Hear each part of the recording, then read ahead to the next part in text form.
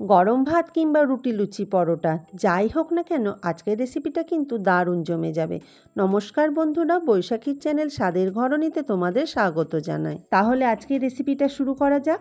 এখানে আমি 250 গ্রাম বরবটি ভালো করে ধুয়ে এই রকম লম্বা লম্বা সাইজ দিয়ে কেটে নিয়েছি। আর এখানে আমি বরবটিগুলোকে হালকা করে তেলের মধ্যে ভেজে নেব।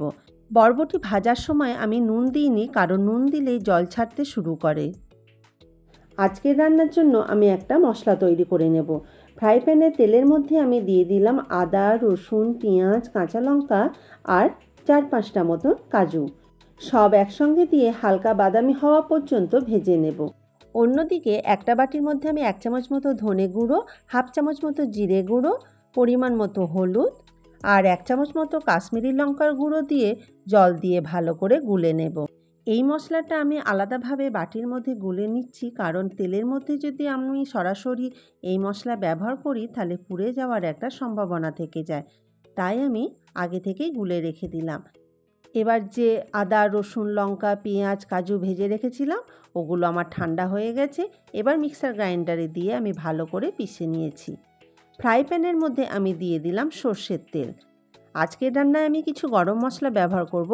গরম মশলা হিসাবে দিলাম দারচিনি, এলাচ, জায়ফল, জয়িত্রী আর শুকনো লঙ্কা। জায়ফল জয়িত্রী পরিমাণ সামান্য একটু দিয়ে দেবে। ভাজা মশলার খুব সুন্দর একটা গন্ধ শুরু হয়ে গেছে। এবার আমি দিয়ে দেব গুলে রাখা মশলার মিশ্রণটা। এই সময় কিন্তু গ্যাসের ফ্লেমটাকে লোতে রাখবে, না তো মশলা পুড়ে যাওয়ার একটা সম্ভাবনা থেকে যাবে। আমার ভালো করে কষানো হয়ে গেছে। এবার এর মধ্যে দিয়ে দেবো সেই আদা, রসুন, কাঁচা লঙ্কা, পেঁয়াজ আর কাজুর পেস্ট। সব একসঙ্গে দিয়ে মশলাটাকে আরও কিছুক্ষণ সময় ধরে আমি ভালো করে কষে নেব।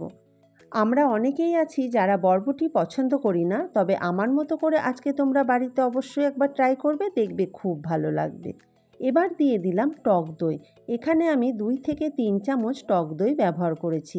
সব একসঙ্গে দিয়ে আবার ভালো করে কিছুক্ষণ সময় ধরে কষে নেব। মশলা আমার খুব ভালো করে কষানো হয়ে গেছে।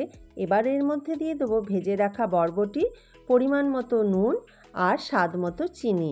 চিনিটা সম্পূর্ণই টেস্টটাকে ব্যালেন্স করার জন্য।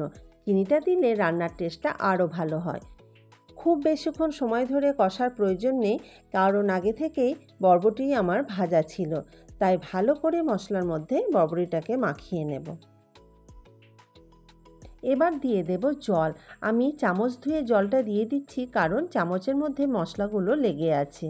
এবার ঢাকা দিয়ে মোটামুটি 5 মিনিট ধরে আমি এটাকে রান্না হতে দেব। রান্না তো আমার প্রায় কমপ্লিট হয়ে গেছে। এবার এর মধ্যে দিয়ে দেব গরম মশলার গুঁড়ো। আমি এখানে 1/2 চামচ মতো গরম মশলার গুঁড়ো দিয়ে দিলাম। গরম মশলার গুঁড়ো দিলে রান্নার টেস্টটা আরও দ্বিগুণ বেড়ে যায়। বন্ধুরা, আজকের রেসিপিটা আমার একেবারে রেডি হয়ে গেছে। তোমাদের কেমন লাগলো কমেন্ট বক্সে অবশ্যই জানাবে। ভালো লাগলে চ্যানেলটাকে লাইক, শেয়ার, সাবস্ক্রাইব করে আমার পাশে থেকো। আর পাশে থাকা বেল আইকনটাকে প্রেস করে দেবে, যাতে নতুন নতুন আপলোড হওয়া ভিডিওর নোটিফিকেশান তোমাদের কাছে খুব তাড়াতাড়ি পৌঁছে যায়। ফিরে আসবো আবার একটা নতুন রেসিপি নিয়ে। ভালো থেকো, সুস্থ থেকো।